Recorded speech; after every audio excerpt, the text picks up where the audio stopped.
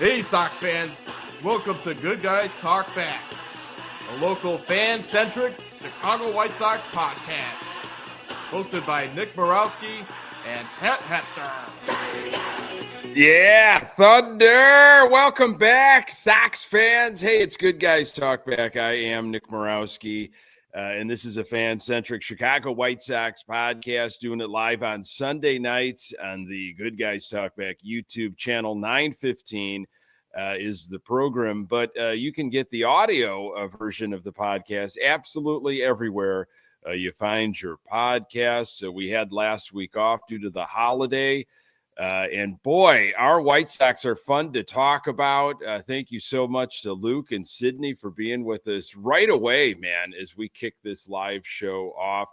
It is wonderful to say hello to my best friend, diehard Sox fan, Pat Hester. Hello, sir.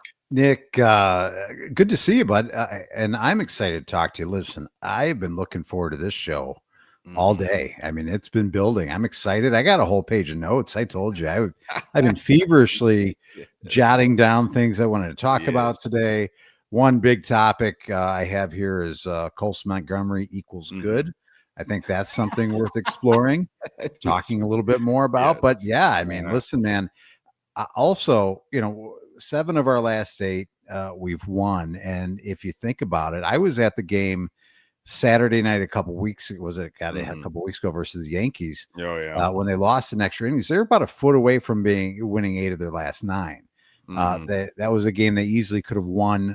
Sosa had a drive down the line that just went foul. So listen, if ifs and buts were candy and nuts, we'd all have a Merry Christmas. But I'm telling you, man, this is a fun team to follow right now, because I jotted down a couple of different phases of a rebuild. I want to explore what phase we're in now, what phase we're looking to get into, but this is a fun phase of a rebuild to be a part of.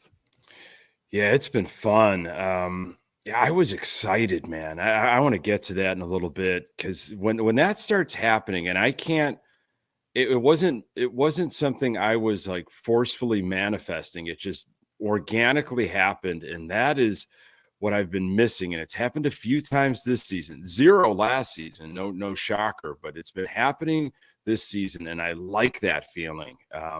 So no Bears obviously here on Sunday, so you had an opportunity. NFL started, you're probably picking through some NFL games, but the Sox had a good one in Detroit.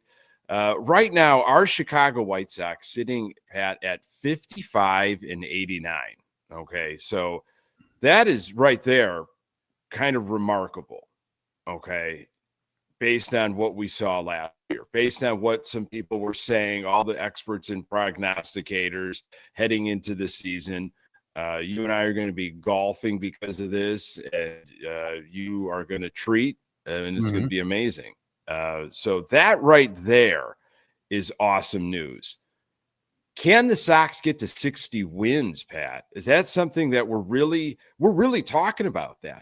That's a real thing, and we could explore in a little bit what the value, of talking about wins and putting a number on that, if that's a success. To talk about a 20-win turnaround, that's remarkable. Yeah. And that's a real possibility, Pat.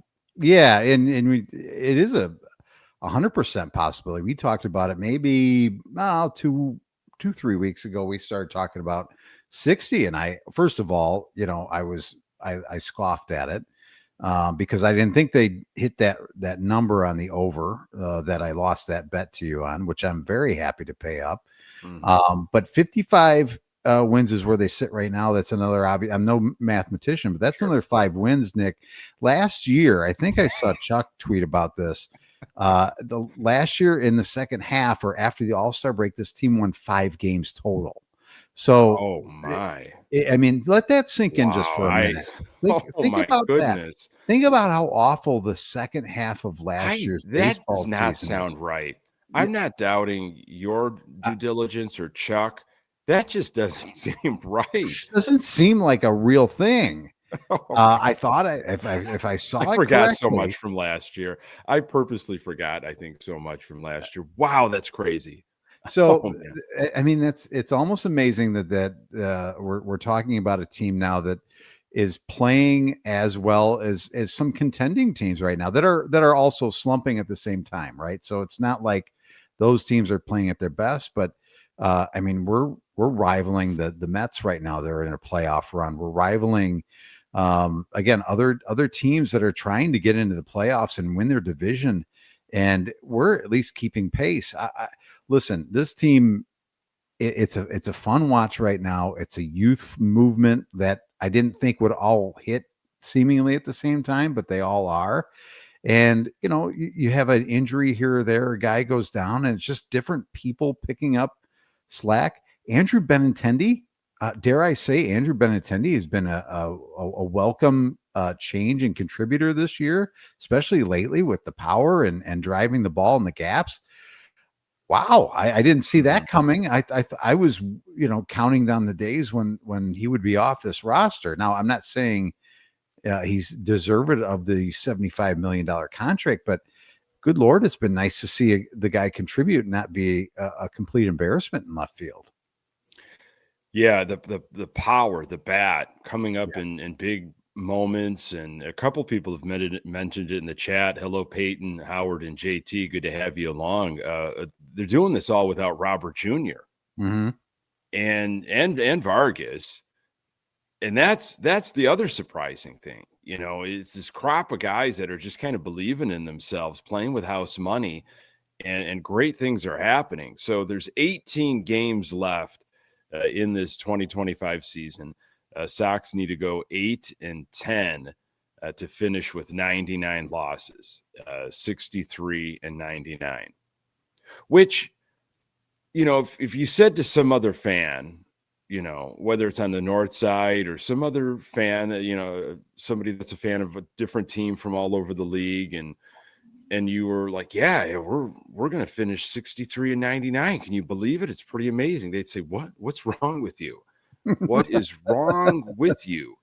That's a horrible record, but you have to put it in perspective.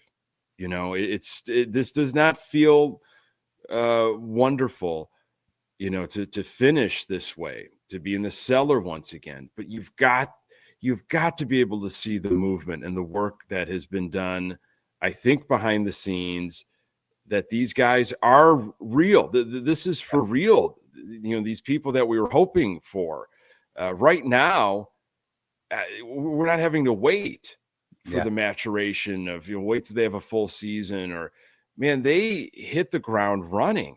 And that, we'll get to that Twins series, because that was a pretty amazing series, how they handled that, and then how they took care of business in Detroit. It's been fun. It's just been really fun to follow the game and, track it on my phone if I'm away. And I want, what are they doing? What are they up to? I was tracking the game today, Friday. I couldn't wait for Friday. After sweeping the Twins, those 4 games, I couldn't wait for Friday's game. I hadn't felt that in a long time. That was a weird feeling, man. And you're kind of like, I don't want to get my hopes up because I know they're going to get, but I'm kind of, no, I want to get my hopes up. And I think it's okay to get your hopes up right now, because they've been producing. It's not just smoke and mirrors. So the last time we've seen something like this, Pat, I did a little bit of research here. The 20-game turnaround for the White Sox, you look at the 1999 to 2000 season, where the Sox improved on 75 wins. They went from 75 wins in 99 to winning the division in 2000 with 95 wins. And that was the era of the kids can play slogan. Okay, where you had Paul Konerko kind of coming up out of nowhere, Carlos Lee, Mark Burley, Sorotka, these young guys. It feels like that again, doesn't it, Pat? Like the kids can play. We're not the first ones talking about it recently, but I feel like you might want to dust off that slogan like 2.0 right now. That's a good way to look at it. Good job on the research by you. So you're telling me next year we win the division then? Well, look, they went from 75 to 95. We're going from 41 to maybe 63. hey, maybe we'll discuss it. We need some capital infusions. Money has got to be spent this offseason. Be damned the future lockout. Be damned what could happen. Now, there's going to be a 2026 season. Okay. Attack now.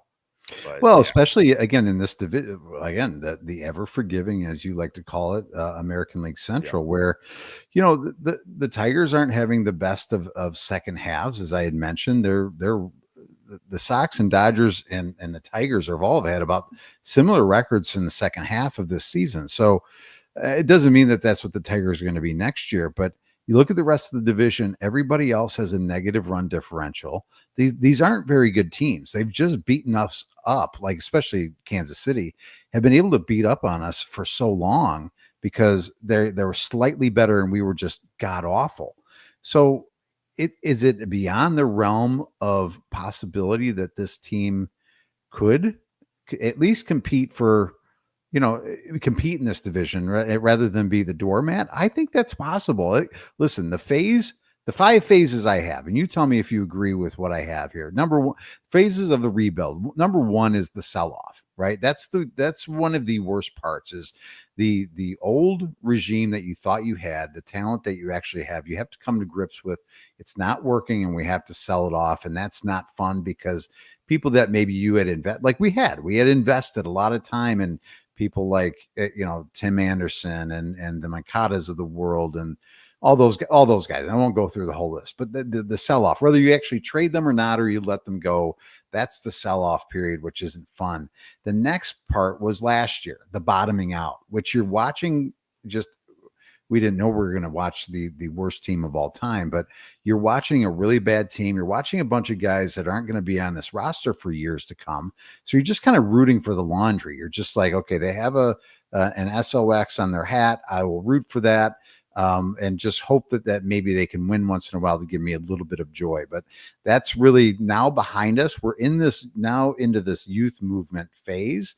And it's not just the youth movement where we're giving guys opportunities. It's this youth movement where all these guys are clicking at the same time. And it's this growth. And it's not perfect because these are still young players and they're going to make mistakes. There's still some defensive issues. You saw that today. A bad throw from Baldwin and then it gets away from Teal behind the plate and a couple pickoffs on the base pads today. Not the cleanest of games by any means, but that's going to happen with young players. I get that, but it's still fun because you see the trajectory, you see the immense talent that these guys have. And that's where we're at right now. The youth movement. I wasn't expecting it to be this year already. I feel like it's a little early, which is exciting. It's even more exciting, which puts us into looking at 2026, and that's the outside support. So you talked about it. Is that in the plans? Is it going to be? And I don't think that we have to spend billions of dollars, but you have to support what you have now and take it to the next level. You can't just say, well, this is good enough. Because again, it's been really good. Lenyn Sosa, I love this man. This is someone I didn't think at this point in the year, I'd say I love Lenyn Sosa. I love Lamp. This is great. So wait till I throw some numbers your way. You were going to really love Lamp. I love Lamp. It's pretty amazing. So the outside support comes in 2026 and the contending and the winning, I think, really comes in 2027. So I think we're probably another year plus out of hopefully being in this winning window, but who knows? It's baseball after all. You do the right things, you spend a little bit of money. It can be turned around a lot quicker than that because again, this youth movement growth and winning is kind of taking place here in the second half. We've seen it with other ball clubs, and it's tough to compare. It's not obviously always apples to apples. Baltimore has had some of these situations where they have just been doormats and then have flipped it. Obviously, draft picks hitting and that kind of thing, and they weren't spending money, and we didn't spend money, but we're going to have a 20-win turnaround. And think about all of the blown games. Think about all of the bullpen implosions. And you're right. I was watching Friday's game, and we'll get to some of those issues. But the defense, there's still some head scratching, some confusion, some little league stuff. The bullpen obviously is not doing anybody any favors. Starting pitching has been surprisingly good. No one saw Shane Smith, Davis Martin, and the cast of characters and the innings they've gotten out of so many other starters. You feed this some talent, and you put some money in this, and you realize what you have, and sometimes you have to adjust. It's the thing that I think good executives, good front office, they realize when to make that move, and when to be aggressive, if they can be aggressive, if their owner is allowing to be aggressive. If the Sox, Pat, end up going 63-99, let's say, does Chris Getz get looked at for executive of the year? Can we even think? Are we still thinking Venable has no chance to be manager of the year? You've got to be, doing something a little bit more. But a 20-win turnaround with really no major superstar added is pretty amazing. Yeah, that stopped me in my tracks. I wasn't thinking that we'd talk about Chris Getz as executive. You kind of have to. You got to put him in the conversation, I guess. I think he could garner some votes, Nick. I'm going to stamp it now as I think this has been a really successful year for Chris Getz. I think the easy part is over. The trade stuff is over. It was the bringing up these guys, and again, he had his tentacles on, and I did say tentacles, not anything else. Tentacles on, development based on his previous role. So, yeah, and he put a coaching staff together that has somehow unlocked an offense that we've longed to, really watch for a long time, right? Putting the ball out of the ballpark, hitting fastballs, getting on base. I don't know where they're at in terms of, I'd have to look it up, but in terms of their walks this year versus last year, I would just have to guess that it's up. I mean, they've been so down. They've been in last in all of baseball for years in terms of taking walks. I'm just going to go out on a limb and say that's better. Run scoring is up. We've talked about run differential last time we were on this show, and I think they're still at a minus 70, which is again like a couple 100-point turnaround. I mean, yeah, you could argue, you can make an argument. He's making an argument. Mm-hmm. He's making an argument that yeah, you could put him in that contention, but I doubt it'll happen for probably, most likely close to 100 loss team. But stranger things have happened, I suppose.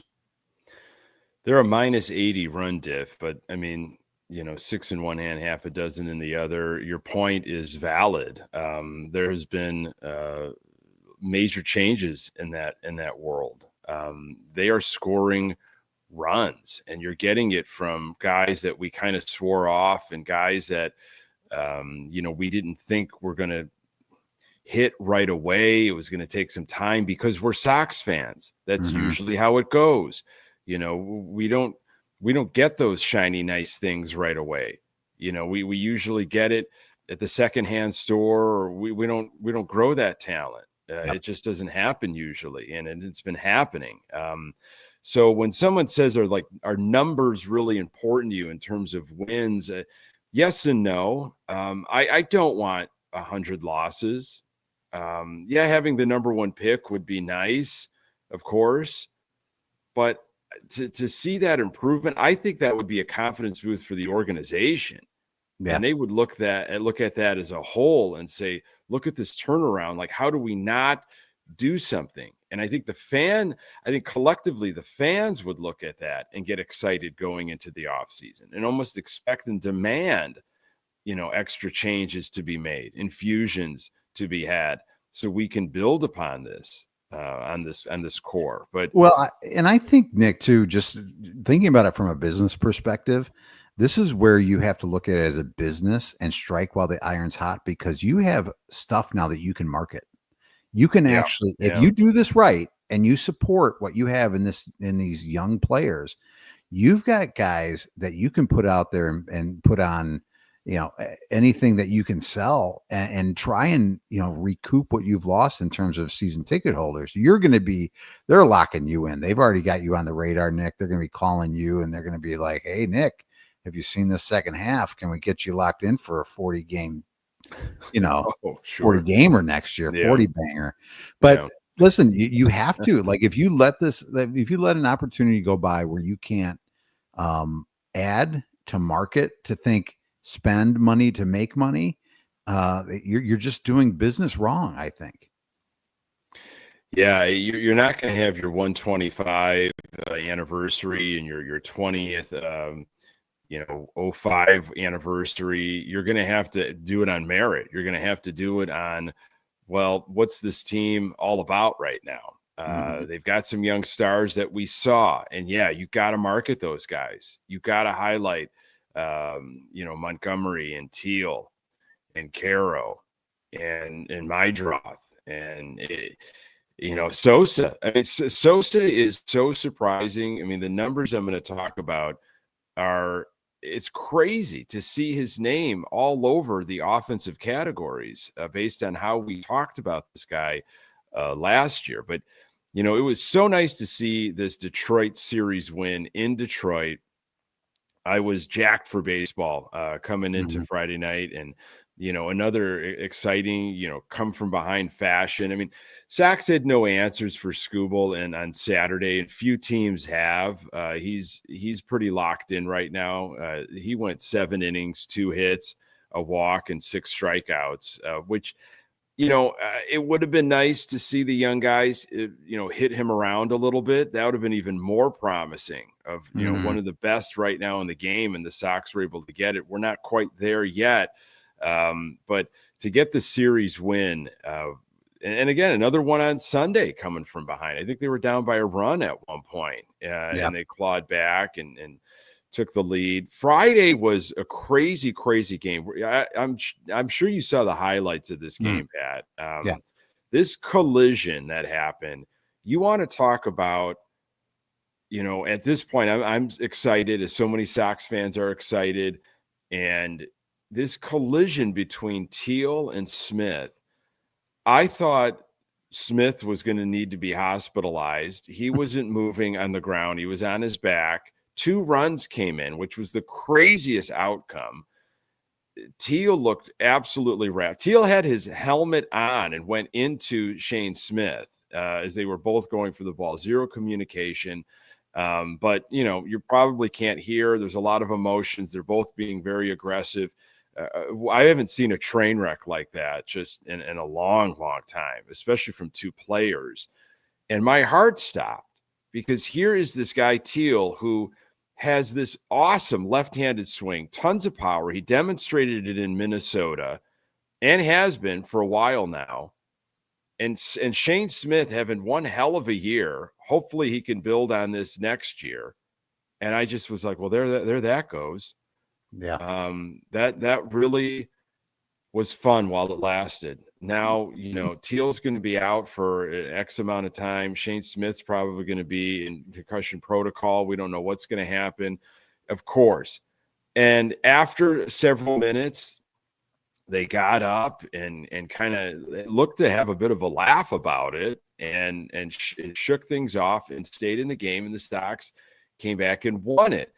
And I'm thinking to myself, Pat, what if that was like Moncada and Yaz colliding? Oh, good Lord. Like there would have been body parts all over the field. They would have had to have, that little golf cart with the helmet come in and just emergency vehicles. Or if it was Eloy and Moncada, I feel like it's just different.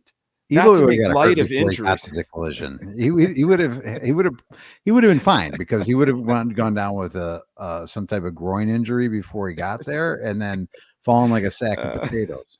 It's just been charging, and just all of a sudden, just hamstring snaps. He collapses, just goes limp. His knee just pops out of socket. Moncada, just completely, he just falls apart like the game operation. He wouldn't have had much effort anyway. I doubt he would even try. Oh boy. The effort police. Yeah, I mean, he just, there's a lot of combinations there that you think about like 4 or 5 years ago and how that would have ended. And this was bad. This was gruesome, but I think for the most part, we avoided any major calamity. But it just, I don't know, is that a sign that things are a little different now? You got to look to anything as a Sox fan that maybe luck's on our side a bit. Yeah, well, it had been, the ball wasn't bouncing our way for so long, Nick, in terms of, especially the injury bug that continued to plague this team for so long. So yeah, you could look at it that way. You don't like bank on quote unquote luck or good fortune, but sometimes it just works in your favor. So I'm okay with that line of thinking and that belief. We could use some. I think it's our turn to have a little of good fortune. Don't you? I think so. That's how I'm looking at it right now. Like things, just anytime things could have gone wrong, they did years ago. And it just felt like, we had amassed this talent, but they were built differently in the wrong way. And they couldn't get out of their own way. And we just couldn't get going.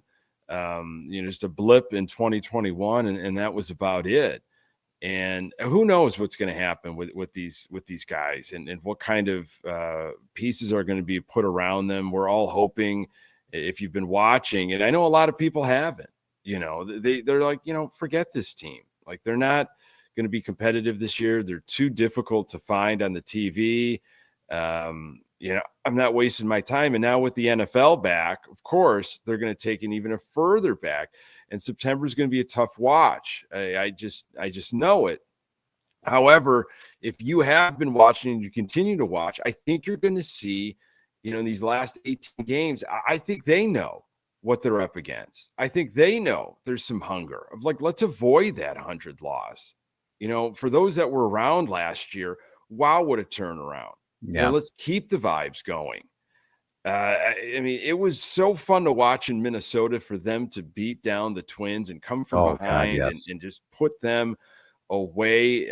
That was such a joy. And they're again, it's a late in the baseball year, so the joys are kind of running low. But that was awesome, Pat. Yeah. It's always good to beat the Twins. Sweeping the Twins 4 games in Minnesota. This was another thing that I can't remember what the last time, maybe the first time ever. Who knows? I mean, as a fan of this team for as long as you've been, I mean, going to Minnesota usually doesn't equal success. It never really has, especially when it was the Metrodome. Not much has changed since it's been Target Field or whatever it is now. So, listen, 4-game sweeps are not easy to come by regardless. The Twins are not a good baseball team, but they are our biggest rival. They may not say that we're their biggest rival, but for me, it's our biggest rival. And there's nothing better than beating the crap out of your biggest rival. So that was fun to see. And I guess the funnest part of all this is what Colson Montgomery has been doing on almost a nightly basis. And this is kind of how crazy it's gotten. My 2 youngest boys are right now the ones that are the most into it, and they want to watch the highlights every morning with breakfast before school. And how did the game go last night? Because they're usually in bed as the game is wrapping up. And it's funny. I think the last 2 days, well, obviously the last 2 days, my 5-year-old says to me, "Dad, did Colson hit a home run today?" And I said, "No, he hasn't hit a home run in a couple days." And he says, "Wow, he's really struggling."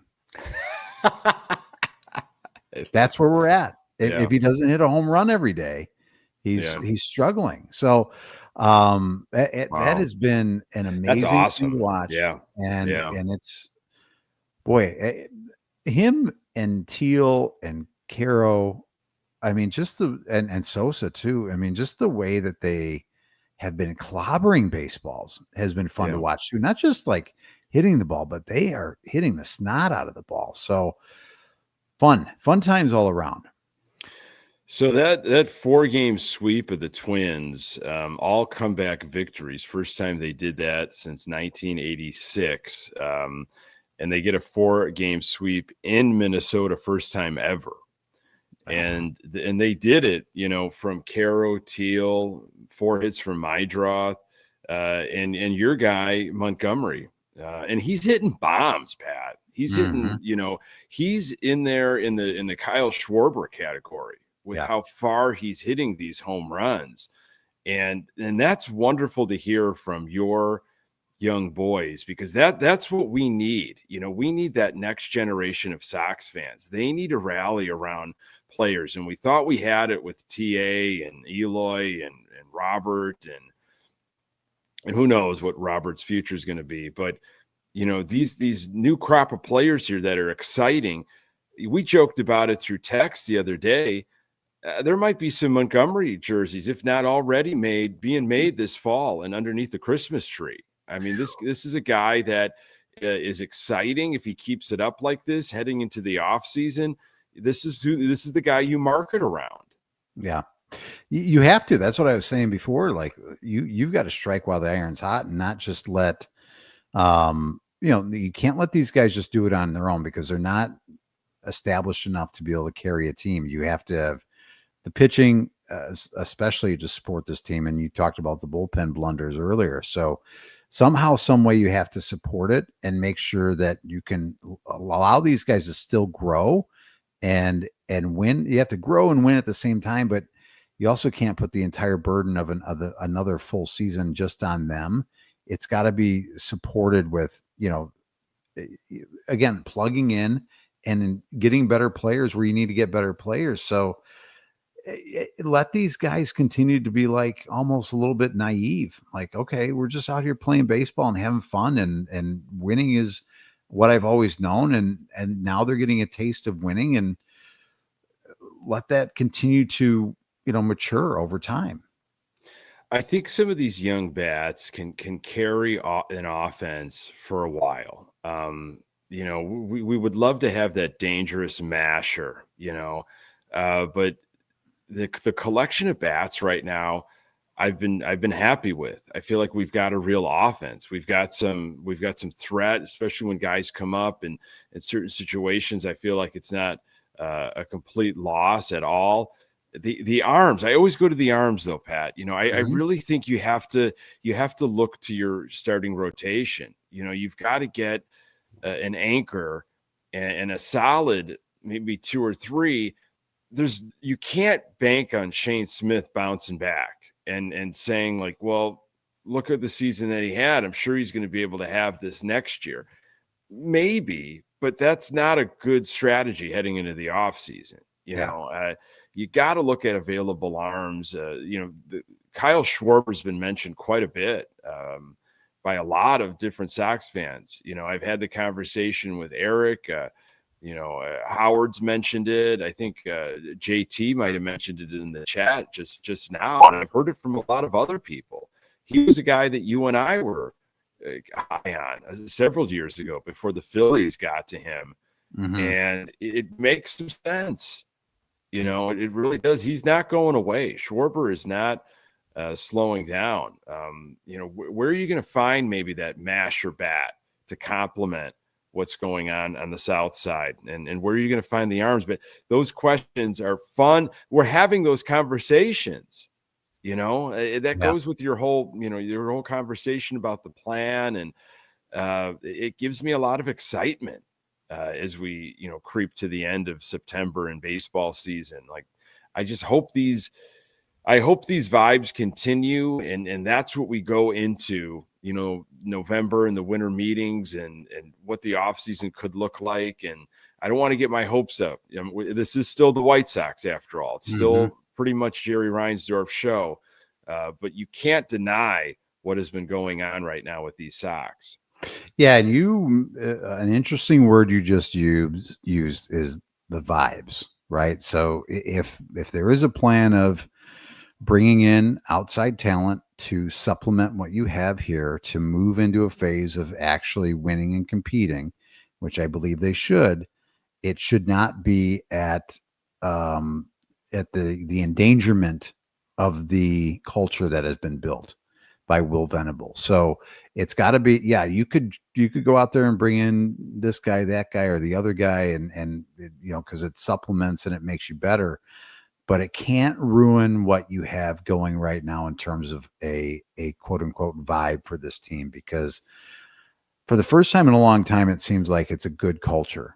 And again, I'm going to tip my cap to Will Venable for that, for creating this and putting guys in a really good position to grow, succeed, and be a part of something that's a positive thing right now. So whatever's brought in, it can't be, well, he's just the best person for this position. He gives us the best chance. It's also got to be a guy that's going to fit in that clubhouse, because I believe that's important. I can't, we can't have guys that are going to be cancers anymore, right? That we've lived that. We don't want to go in that direction ever again. And I don't know who that guy is. I don't know who those guys are, but it can't be the negative presence be brought into that clubhouse, especially a young one.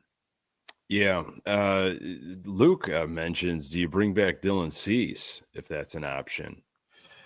Well, I mean, if it's an option, yeah. I mean, it's a guy that, we're all familiar with, that has great stuff, that would be, I would welcome a Dylan Cease back. Would you? I would. And Luke even mentioned Talkman. I'd bring back Talkman too. I've been very impressed. I didn't think much at all of that offseason move. To get a little bit of outfield insurance, and he's got a pop to the bat, and I could see him being our right fielder on opening day if he's brought back. I'm okay if we get to opening day next year, Nick, and Mike Talkman is our starting right fielder. I'm not going to rage against the machine on that. That's fine. I still would. Is it the long-term answer though? I guess. And if you tell me that I have to be pacified by Mike Talkman for a little bit longer until we solidify who that right fielder is going to be for years to come, okay, fine. I don't know. Montgomery is going to be probably brought up at some point. I don't know what his natural position is, right? In terms, because he's an outfielder. Maybe that's an answer down the road, but I'm okay with that. But I don't think that I look at that as that's my long-term answer in right field. Does that make sense? It does make sense. And I sometimes, as I reflect on this 20th anniversary of the 05 team, again, we're talking about 20 years. Baseball's changed. Things are different, but chemistry will always be the same. And I think to Aaron Rowan in center field, and if you would have said, oh, yeah, you're going to win the World Series and you got this guy Aaron Rowan out there in center field, or probably half the names that you could have rattled off, starting with Scott Podsednik, I'd said, it doesn't sound like a World Series team. Okay, which is, I think, one of the reasons why they constantly get overlooked. We didn't have superstars on that team. Okay, and we didn't, go back to the postseason the next year, this, that, and the other. I'm not comparing Talkman to Aaron Rowan or that Talkman's going to lead us to a World Series, but sometimes it's not necessarily about the name. It's just somebody that fits in. It just gels. They get the job done. And it's what we need for that time in that place. But yeah, if somebody else crosses their path, the front office organization, it's like, well, this is actually the person we've really been targeting, or this is who I think in our organization is going to be there, then it is what it is. But if the vibes are great and Talkman's interested, I'd stick with him. Okay. Again, I'm okay. I'm okay with that. I'm just looking at you want a spice of your name is what you want. You want to flash. You know what?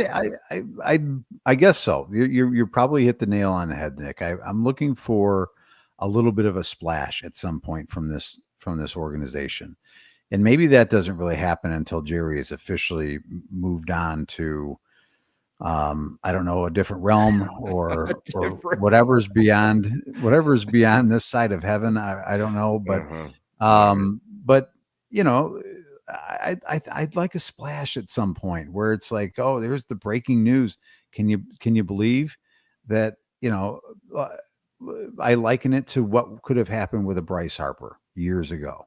Like, wow, that now we've got another young. So when was the star. last time there was actually a splash that we kind of stopped in our tracks? Because my mind goes to Jeff Samardzija. When I saw that happened in 2014, was it? 2013, 2014. I was like, whoa, okay. That's interesting. Was Todd Frazier a splash? But when did the Sox trying to? You talking about like a real splash or a sock splash? Because you're talking sock splash. Well, it's going to have to be a sock splash. Okay. I don't know if there's been a real. Maybe Albert Bell was a real splash. I guess was Adam Dunn a real splash, or was that more of a sock splash? I would say it's an image. Phil answered I think Phil might have answered the question. Yaz was a splash. Okay. Yaz was a rumored guy that he'd be a good fit. I'm like, no way he's going to come to the Sox, and that was a splash. Okay, I'll allow it. Didn't work out, but. No, it didn't work out.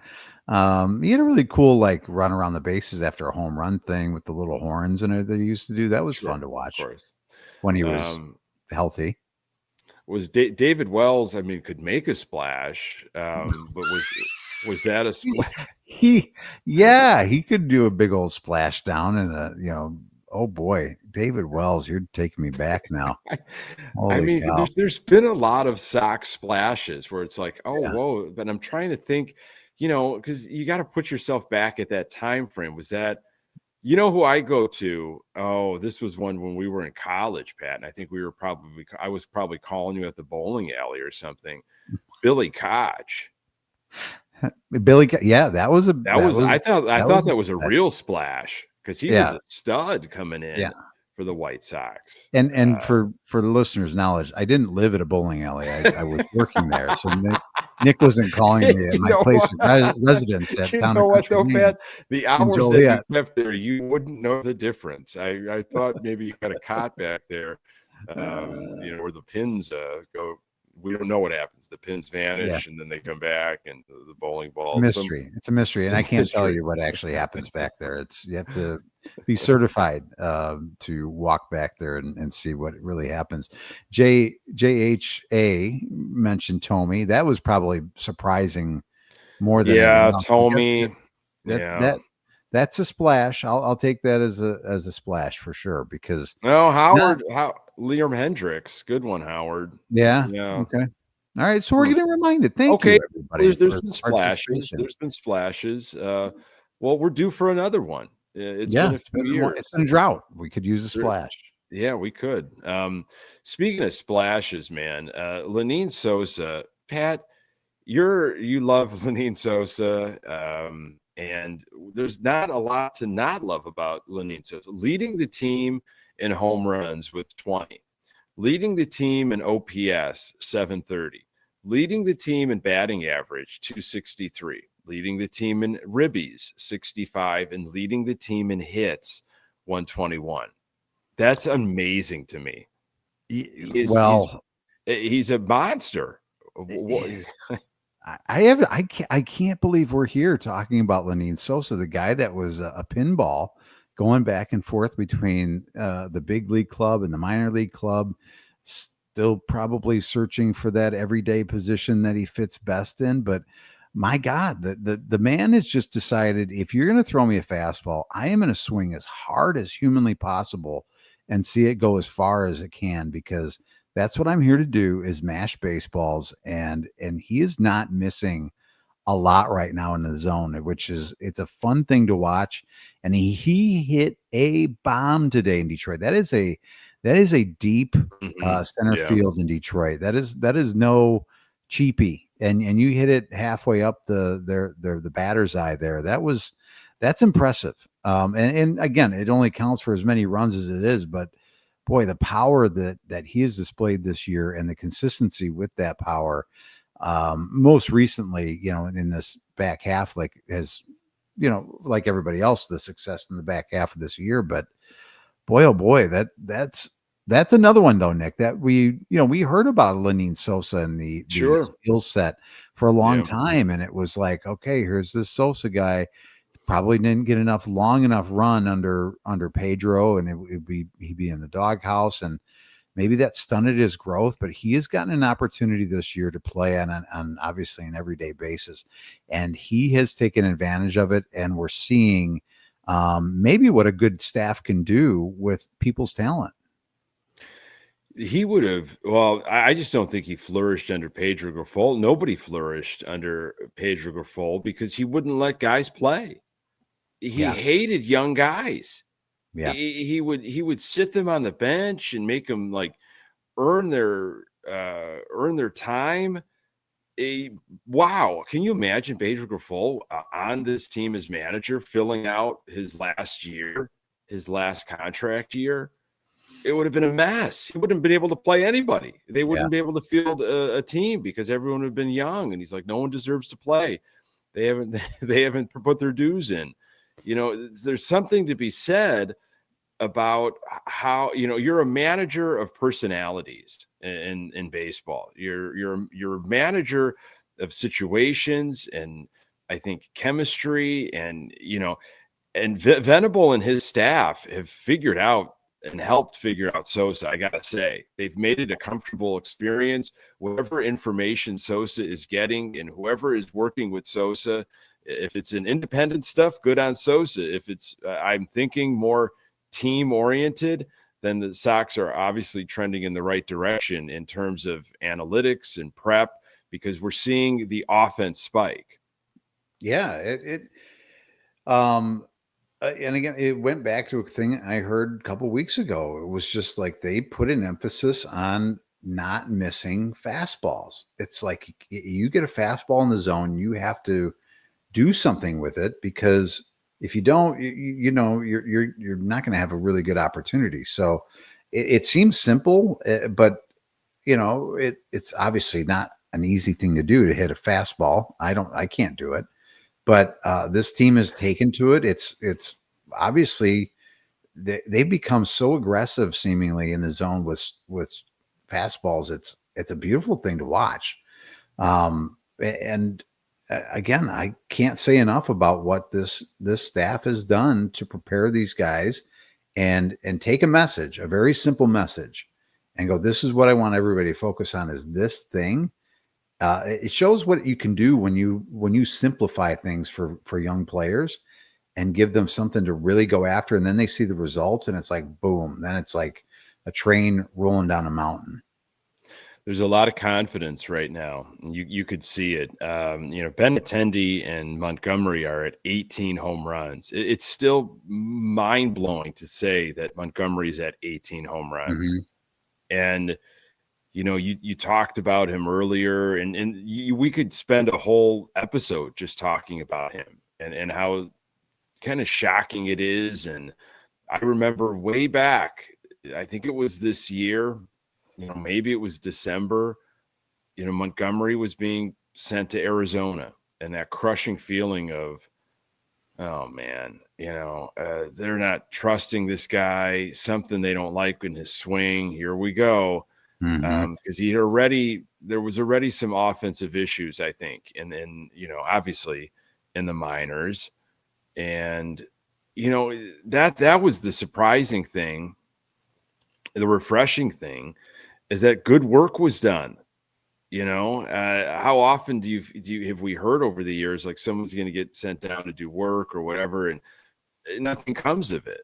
Yeah. So that makes me so much more optimistic of when other guys might struggle. And I know it's different for everybody, but it's still that there's that hope there of like, well, and they have got somebody to talk to now. Yeah. Like they can talk to Montgomery and say, well, what was that journey like? And how did you get right? Like it's a mental piece that he can speak logically about. It's been fun to watch him, and it's been fun to hear about others outside of Chicago talk about him. I happened to be flipping around one day and I was watching MLB Network, and they were doing whatever big show that they were, whatever it is, extra innings or whatever the show that's on MLB Network a lot, and they're breaking down his swing, right? And it's what's the guy's name? He used to be a Cub, and he's all over MLB Network, but I can't remember his name. Not a bad, a good analyst. I know exactly who you're talking about, and I can't think of his name. But it doesn't matter. But they spent, a good 5 to 8 minute segment just breaking down his swing and like, drooling over Colson Montgomery, which is cool to see. Again, we haven't had that in a long time where there wasn't a swing that needed to be analyzed last year. And you mentioned the 18 home runs. Did anybody have 20 home runs on this team last year? I don't believe so. I mean, again, it's not like it's a ton of home runs. Sosa with 20 and a couple guys with 18, but you go from not many. I don't think anybody had 20 home runs last year to multiple people probably going to finish with over 20 home runs this year. Again, it's a baby step. And who it is, you'd thought it would have been Robert Jr. Yeah, exactly. If you would have said, okay, he's going to stick around the whole year in a White Sox uniform, but hurt. I can't say he's been injury plagued this season. Yes, he spent some time on the IL, but it hasn't been like what we've seen in previous years. It's still irritating, but I feel like for the most part, he's been healthy. Am I wrong on that? It feels like he's been around most of the year playing. Yeah, he has. Yeah, he's been around most of the year, and he's, maybe the aggressiveness on the base pads finally caught up to him with the leg, and he was playing a hell of a center field. That was the thing, Nick. The bat wasn't consistent enough this year for him. Which is a shame because we were looking to move him and maximize the return on him. But what never really left from, what I can remember, the defense didn't really leave, and the speed and the stolen bases didn't really leave. Now, was he on base enough? Probably not, but still he was a threat anytime he got on to get into scoring position. And thank you, everybody that pointed out it was Mark DeRosa. Mark DeRosa does a really good job. So like listening to him, a lot of great energy. So it's probably been one of the more healthy seasons that Luis Robert Jr. has had. And it's a shame that it wasn't accompanied by more offensive, output by him. Yeah. Peyton came in with the home run total from last year. Benintendi did have 20. Oh, okay. Last year. So this is not unfamiliar territory for Benintendi now, sitting at 18. Okay. Well, it wasn't a lot regardless. It wasn't a lot of guys. There wasn't a lot of home runs hit, not a lot of runs scored. So yeah. Monty's swing, Teal, man. I was watching those swings, those power swings in Minnesota on repeat. I mean, the speed. I mean, the torpedo bat and whatever Teal's got going on, man. His swing is great. Yeah, that's why I was so scared about the collision on Friday. I just I want this guy to get continually better, finish the year strong. So I got one more thing here before we do quotes of the week and start wrapping up, unless you've got more stuff, Pat. No, I've gotten through all of my notes today, and they were great notes, and this has been a lot of fun, man. This team is fun to talk about. I don't know if you saw this. I think I saw it maybe a week ago pop up. Jose Abreu is coming back to throw out the first pitch. He's being welcomed back. This is the first time I can remember that he's making appearance at a Sox game. I think it's going to be like September 19th, perhaps, if my memory serves me. And so it's coming up, but does that do anything for you at all with him coming back to throw out a first pitch? It's interesting. It really is, because there was a point where, he was so enamored with this organization that he said, just give me a check and I'll whatever it is, I'll play for whatever they want to sign me for. To, a pretty, I don't know if it was brutal or ugly or however you want to determine it. It didn't end well with Jose and the organization, and specifically Jerry. So it's a little bit interesting that it's coming this seemingly soon after that kind of relationship ended. Does it do anything for me personally? I tip my cap to Jose Abreu. I love what he was able to do and contribute for this team for a long time on a lot of losing teams. And when he was first brought up to this organization, was much must watch at bats for sure. So yeah, it's a nice to see. I wish I could have seen more out of a Jose Abreu, and I wish I could have seen more opportunities in the playoffs with a Jose Abreu. I just don't know how or why that just never manifested anything better. But it's a nice to see. It's a nice story. It's a feel good story. I think there's a little bit more to him just maybe throwing out the first pitch. Do you still think that there could be a jersey retirement? Oh, wow. Oh my goodness. You may crap your pants if they retire his jersey before they retired Ozzy's. I'm going to have that to would call be heresy. However, I have said on this show and probably on Lockdown that Jose Abreu's uniform would be retired eventually. I felt like he meant so much to the Sox at that time. He was the Chicago White Sox. Yeah. Winning that MVP in the shortened 2020, and just how he wore the uniform after, Paulie left and picking up the torch. And I was convinced that this man is never going to wear another uniform and will have 79 retired. Yes, it was a bitter way to end, and I didn't like him seeing go to the Astros and how things happened, but it's not like he had an amazing career elsewhere. Yeah. He did what he needed to do with the White Sox, and it was, from the get-go, Rookie of the Year. He was a force.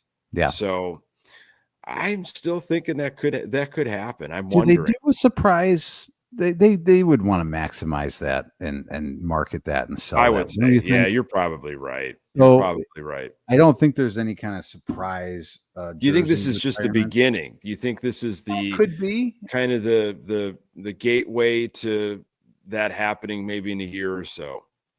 It could be. Getting him back in the ballpark and in good graces with the organization, or they kiss and made up, obviously, for him to come back. So that, yeah, I could see that in the future. But that's something you want to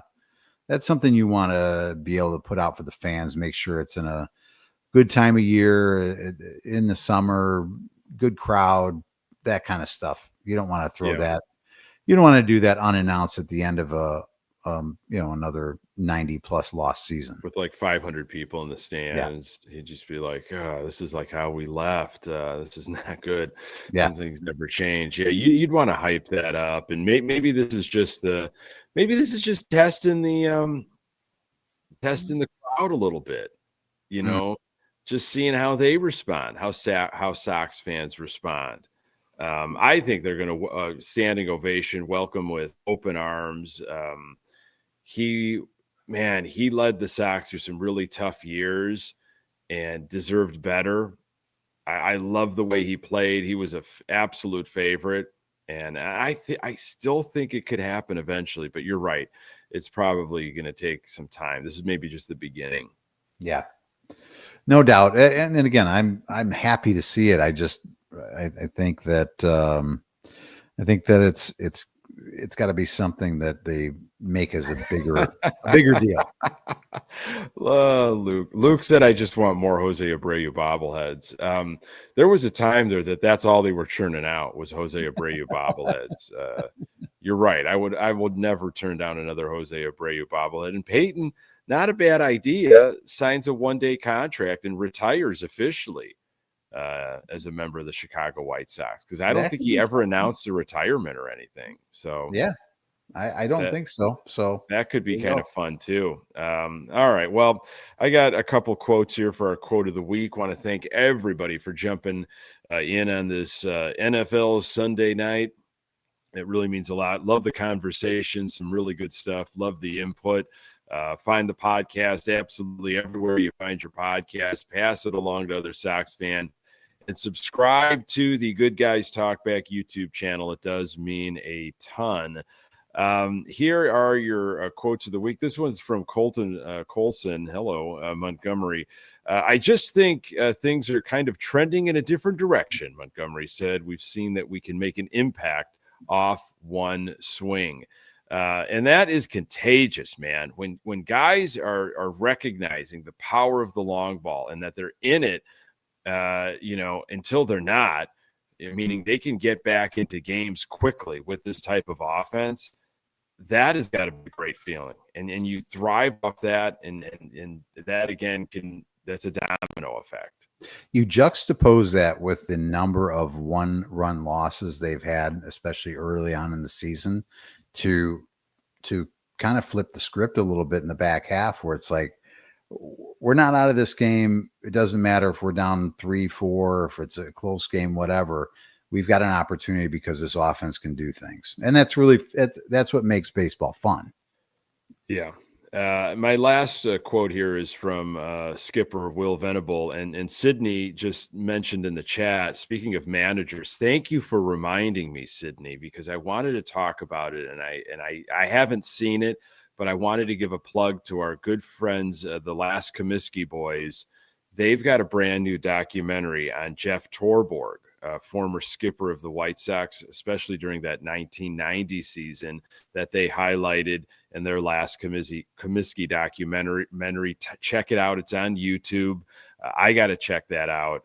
I heard it's awesome. They did some great stuff with interviewing Torborg and the family and everything. So check out what Last Comiskey is doing on the Jeff Torborg doc. Here's our skipper, Will Venable, talking about the club. I think the thing that stands out for me is that it's been such a collective effort. Just that type of play coming from all parts of our rosters, how you string together 6 wins in a row. These guys have been working toward that all year. They've done a great job. I'm just really proud of how they've connected out there and playing for each other. I love that last part, playing for each other. You get those vibes, man. That chemistry is created. Will recognize it. And I think he breathes life into that and sets people up for success. That's what good managers do. And I love that quote. I love it too. And again, let's keep the vibes going. And this is something, this momentum can carry into next year. We've seen it with others that have had strong finishes of their year, and it carries into next year. So let's again keep it continue, and let's keep the good vibes rolling.